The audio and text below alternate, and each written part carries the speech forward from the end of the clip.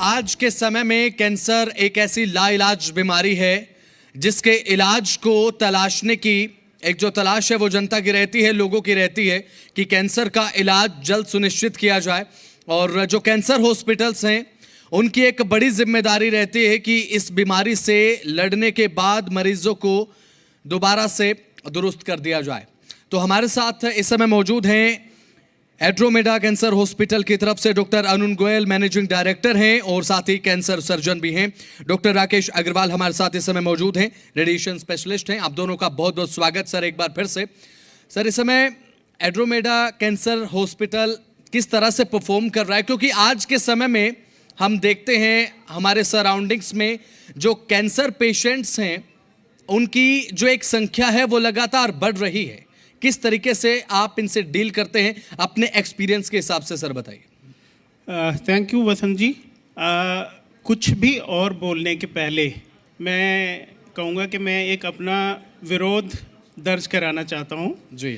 आप लोगों ने एक शब्द इस्तेमाल किया कि कैंसर एक लाइलाज बीमारी है, और वहीं मैं सबसे पहले आपको रोकना चाहूँगा कि ये जो लोगों के मन में एक भावना है कि कैंसर एक लाइलाज बीमारी है, ये भावना आज के दिन बिल्कुल गलत है।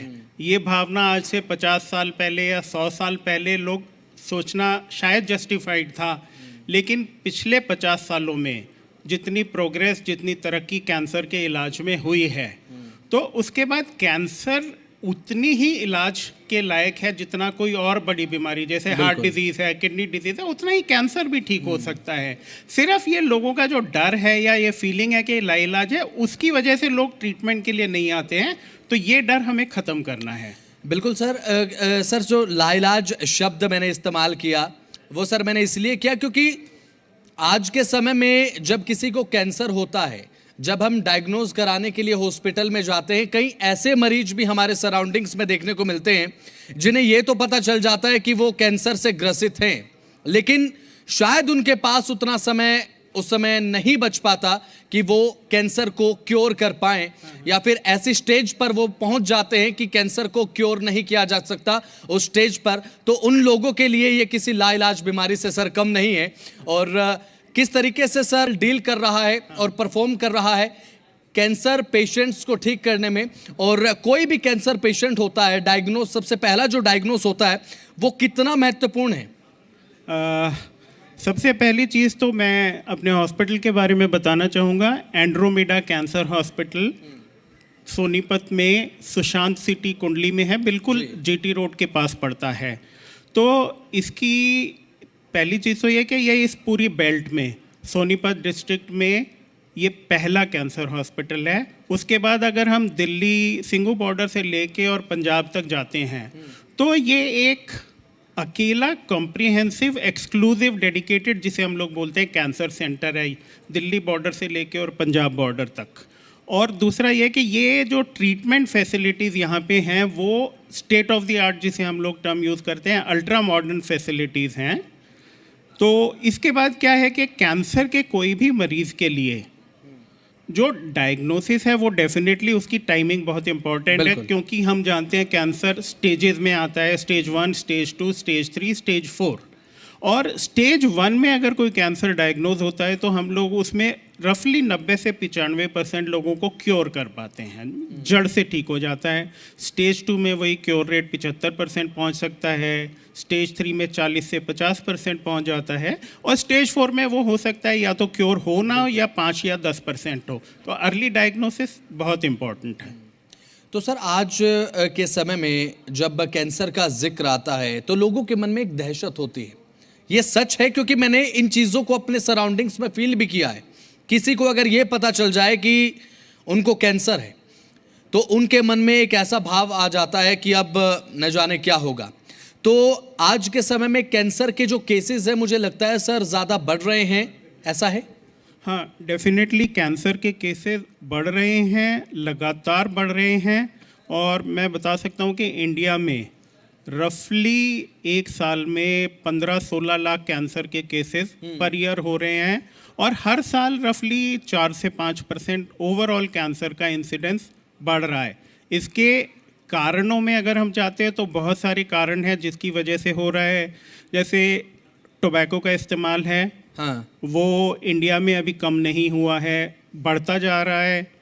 अल्कोहल, शराब का इस्तेमाल बढ़ता जा रहा है। फिर एक फैक्टर है जो एक एवरेज लाइफ एक्सपेक्टेंसी का बढ़ना। डेफिनेटली जो और हेल्थ प्रॉब्लम्स जब कंट्रोल में आती हैं तो लोगों की लाइफ एक्सपेक्टेंसी बढ़ती है और एक इंक्रीजिंग एज के साथ कैंसर का बर्डन बढ़ जाता है। फिर इसके बाद है हमारी लाइफस्टाइल, जिसमें ओबेसिटी का होना, इनएक्टिविटी, लैक फिजिकल एक्सरसाइज का ना होना, फूड, हमारा जो फूड हैबिट्स हैं, जो पहले हेल्दी फूड हैबिट्स होते थे, daily fresh fruits, vegetables, daily freshly cooked food, उसकी जगह पे junk food, ultra refined food, preserved food, ये सब चीज़ें बहुत बढ़ गई हैं। फिर पॉल्यूशन है हमारे पानी में, वाटर में, फूड में, केमिकल्स का इस्तेमाल है। तो ये बहुत सारे एलिमेंट्स हैं जो कैंसर का बर्डन बढ़ा रहे हैं। और अगर हम देखते हैं कि ये अगले 20-25 साल में हो सकता है डबल हो जाए। हमारे साथ डॉक्टर राकेश अग्रवाल भी हैं और रेडिएशन स्पेशलिस्ट हैं। जब कैंसर के ट्रीटमेंट का सर हम जिक्र करते हैं तो सबसे ज़्यादा महत्वपूर्ण होता है रेडिएशंस के थ्रू जब इलाज किसी भी मरीज़ का होता है। तो सर, रेडिएशन के थ्रू जो ट्रीटमेंट होता है उसकी कितनी अहमियत मानकर चलें इस कैंसर के इलाज में? कैंसर के इलाज में रेडिएशन की अहमियत इतनी है कि एक कैंसर के मरीज़ को अपने जीवन में रेडिएशन की ज़रूरत पड़ेगी, ऐसी चांसेस लगभग 70% हैं। अपन रिवर्स बात करें तो 70% मरीजों को उनके जीवन काल में रेडिएशन की ज़रूरत पड़ती है। अब रेडिएशन की ज़रूरत 3 तरह से होती है। कुछ कैंसर हैं जो सिर्फ रेडिएशन से ठीक हो जाते हैं, कुछ कैंसर हैं जिनमें पहले ऑपरेशन की ज़रूरत पड़ती है, उसके बाद उसमें रेडिएशन की ज़रूरत पड़ती है ताकि वो दोबारा ना हो, वहाँ रेडिएशन पूरी मदद करता है। और तीसरे उनमें जिनमें कैंसर ठीक नहीं हो सकता लेकिन कुछ तकलीफ़ें ऐसी होती हैं कि वो कई जगह ऐसी फैल गया है जहाँ दवाइयाँ काम नहीं कर रही हैं, तो उन तकलीफ़ों का दर्द कम करने के लिए या उन तकलीफ़ों का इलाज करने के लिए रेडिएशन ही एकमात्र उपाय होता है, जिससे दर्द निवारक की तरह, या ब्रेन में कई बार फैल जाता है उसमें, तो उसमें सिर्फ रेडिएशन ही एक साधन होता है। तो ये 3 तरह से रेडिएशन का इस्तेमाल कैंसर के मरीजों में होता है। बिल्कुल, और बातचीत का सिलसिला चलता रहेगा। हमारे बीच में राजीव जैन जी पहुंच चुके हैं, सोनीपत के मेयर। एक बार जोरदार तालियों के साथ एक बार स्वागत कर दीजिए, क्योंकि मूलभूत सुविधाओं की जिम्मेदारी कहीं ना कहीं इनके कंधे पर भी है। तो अरुण जी, बात यहाँ पर हम कैंसर की कर रहे हैं क्योंकि एंड्रोमेडा कैंसर हॉस्पिटल की एक जिम्मेदारी है, क्योंकि एक इकलौता हॉस्पिटल आसपास की सराउंडिंग्स में मुझे देखने को अकेला यही मिलता है। और अलग अलग कैंसर को सर किस तरीके से आप डील करते हैं, कितनी तरह के जो कैंसर होते हैं, और उसमें एंड्रोमेडा हॉस्पिटल की अभी तक की उपलब्धि कैंसर के ट्रीटमेंट में मैं बात कर रहा हूँ, अभी तक कौन कौन से रही हैं सर? देखिए, कैंसर को वैसे बोले तो 100 से ज़्यादा तरह के कैंसर्स होते हैं, अलग अलग टाइप्स के। ऑर्गन्स के हिसाब से बोले तो शरीर का कोई भी ऑर्गन ऐसा नहीं है कि जिसमें कैंसर नहीं हो सकता। तो अगर हम ऑर्गन स्पेसिफिक बोलते हैं तो ब्रेन या नर्वस सिस्टम के हैं, हेड एंड नेक के कैंसर्स बोलते हैं, मुंह के, गले के, लंग कैंसर हो जाता है, या चेस्ट के कैंसर्स हैं। महिलाओं में ब्रेस्ट कैंसर एक कॉमन डिजीज़ है। फिर इंटेस्टाइन के कैंसर्स आ जाते हैं, यूरिनरी ट्रैक्ट जिसमें किडनी, ब्लैडर, प्रोस्टेट है, बोन के और सॉफ्ट टिश्यू मसल्स के कैंसर्स हैं, ब्लड के कैंसर्स हैं।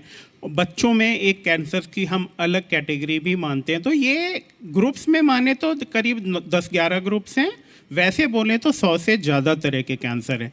एंड्रोमेडा कैंसर हॉस्पिटल में मैं आपको बताना चाहूँगा, पहला जस्ट एक बैकग्राउंड, मेरी जड़ें हरियाणा से हैं। मेरे ग्रैंडफादर हरियाणा से दिल्ली मूव किए थे। मेरा पूरा जीवन अभी तक दिल्ली में रहा, एम्स में ट्रेनिंग रही 17 साल, फिर धर्मशिला, फोर्टिस मैक्स, वहाँ पे मैंने 30 साल प्रैक्टिस की। ये था कि कुछ अपनी जहाँ से रूट्स हैं वहाँ कुछ करना है। तो हमने यहाँ पे जो कैंसर हॉस्पिटल डेवलप किया, 1.25 साल 1.5 साल इसको शुरू हुआ है। तो यहाँ फैसिलिटीज़ ऐसी हैं जो आज आप दिल्ली जाएंगे, कुछ हॉस्पिटल्स में आपको मिल जाएंगे और हो सकता है कुछ आपको ना मिले। मैं एग्जांपल देना चाहता हूँ, रेडियोथेरेपी जिसे हम लोग बोलते हैं, true beam STX machine variant company siemens की सब्सिडरी है, और ये बिल्कुल top of the end machine है जो इमेज गाइडेड रेडियोथेरेपी कर सकते हैं, स्टीरियोटैक्टिक रेडियोथेरेपी कर सकते हैं, रेस्पिरेटरी गेटिंग मूवमेंट को उसके हिसाब से टारगेटिंग कर सकते हैं, पेट सीटी है जो इस एरिया का पहला पेट सीटी स्कैन है। फिर उसके बाद हम लोग बात करते हैं ब्रेस्ट कैंसर में मैमोग्राफी। तो मैमोग्राफी की जो सबसे एडवांस टेक्नोलॉजी होती है 3D मैमोग्राफी, वो अभी भी दिल्ली के आधे से ज़्यादा कैंसर हॉस्पिटल्स में उपलब्ध नहीं है, जो हम यहाँ सोनीपत में पिछले 1.25 साल से लेकर के आए हैं। फिर उसके बाद एक चीज़ होती है frozen section. That means during surgery हम लोग पैथोलॉजी टेस्ट करते हैं जो आधे घंटे के अंदर ये बता सकता है कैंसर कंफर्म करना है, जो निकाला गया उसके मार्जिन्स क्लियर हैं या नहीं हैं। तो ये सारी फैसिलिटीज़ हैं, मतलब एक चीज़ हम कह सकते हैं कि वो बिल्कुल स्टेट ऑफ द आर्ट है। और अगर हम अचीवमेंट्स की बात करें तो हम यहाँ पे हर टाइप का बड़े से बड़ा कैंसर का इलाज कर रहे हैं। ईसोफेगस का कैंसर है, लिवर का कैंसर है, जैसे पेट में एक ट्रीटमेंट होता है CRS हाईपेक, मतलब पूरे पेट में कैंसर की क्लियरेंस करके और हीटेड कीमोथेरेपी देते हैं पेट के अंदर। तो ये सब चीज़ें हमने यहाँ पे की हैं। सर एक आखिरी सवाल आपसे मेरा ये रहेगा कि आज के समय में जब हम मेडिकल साइंस का जिक्र करते हैं तो मेडिकल साइंस की उपलब्धता जो अभी तक की रही है, जब हम देखें तो जहन में ये आता है कि मेडिकल साइंस बेहद ज़्यादा तरक्की कर चुका है, चाहे वो किसी भी चीज़ के इलाज को लेकर हो। लेकिन कैंसर को लेकर बात करना इसलिए ज़रूरी हो जाता है क्योंकि आज के समय में कैंसर के जो केसेस हैं वो लगातार बढ़ते जा रहे हैं। तो डॉक्टर अरुण, आज के समय में मेडिकल साइंस का जब हम जिक्र करते हैं तो मेडिकल साइंस कितना विकसित हो चुका है कैंसर को मात देने के लिए, और आने वाले समय में मेडिकल साइंस कितना ज़्यादा कारगर होगा कैंसर को हराने में? मेडिकल साइंस में जो पिछले 30 सालों 35 सालों में जो मैंने ही तरक्की देखी है उसको इमेजिन करना, डिस्क्राइब करना बहुत मुश्किल होगा, क्योंकि ये हम कहते हैं कि आज आप रात को सोएंगे तो सुबह आपको कुछ नई प्रोग्रेस नज़र आ सकती है। ये जो कैंसर आज से 30 साल पहले जिसमें हमें सक्सेस नहीं मिलती थी उसमें आज बहुत अच्छी सक्सेस है। और इसलिए क्या हो गया है, जो फोकस एक हम बोलते हैं, एक होता है सर्वाइवल या क्वांटिटी ऑफ लाइफ पे और दूसरा होता है क्वालिटी ऑफ लाइफ पे। तो आज हम लोगों का फोकस क्वांटिटी से और क्वालिटी पे मूव कर रहा है, क्योंकि क्वांटिटी पे हमारी अचीवमेंट्स काफ़ी हो चुकी हैं, लेकिन जो गैप है अभी भी है कि लोग डर की वजह से टाइम से हमारे पास नहीं आते। तो वो अवेयरनेस पे, लोगों को जल्दी आने पे, उस पे ज़रूर काम करना है, लेकिन फोकस क्वालिटी ऑफ लाइफ पे है। तो ये प्रोग्रेस, आज के दिन हम बात करते हैं प्रिसीजन की, मतलब बहुत एक्यूरेट ट्रीटमेंट हो और टारगेटेड, इंडिविजुअलाइज्ड। तो ये चाहे सर्जरी हो, सर्जरी में हम प्रोग्रेसिवली आज के दिन मिनिमली इन्वेजिव है, लैप्रोस्कोपिक, थोरैकोस्कोपिक सर्जरी करते हैं, रोबोटिक सर्जरी करते हैं, तो पेशेंट को पेन कम होता है, रिकवरी फास्ट होती है। रेडियोथेरेपी बहुत प्रिसाइज और टारगेटेड हो गई है। कीमोथेरेपी में आजकल टारगेटेड मेडिसिन बहुत आ गई हैं, इम्यूनोथेरेपी आ गई है। तो ये सब चीज़ों से साइड इफ़ेक्ट्स मिनिमाइज हो गए हैं। पेशेंट की टॉलरेंस टू ट्रीटमेंट, क्योंकि ये टॉक्सिक उतना नहीं होता, तो बहुत अच्छी है, रिकवरी बहुत फास्ट होती है। मैं कहता हूँ कि एक पेशेंट का साल भर इलाज चलता है, पूरे साल में उसको हो सकता है हॉस्पिटल में ओवरनाइट 1 या 2 दिन रुकना पड़ता हो, बाकी अगर 25 बार आना है तो वो सुबह आएगा, 1-2 घंटे 3 घंटे में अपना चला जाएगा। बिल्कुल, बहुत बहुत शुक्रिया डॉक्टर अरुण, डॉक्टर राकेश, आपने समय दिया और साथ ही साथ दर्शकों को ये बताया कि कैंसर के फील्ड में मेडिकल साइंस की उपलब्धता क्या है। एक बार जोरदार तालियां हो जाए इनके लिए, क्योंकि धरती पर जिनको भगवान के बराबर माना जाता है वो डॉक्टर ही हैं। बहुत बहुत शुक्रिया सर।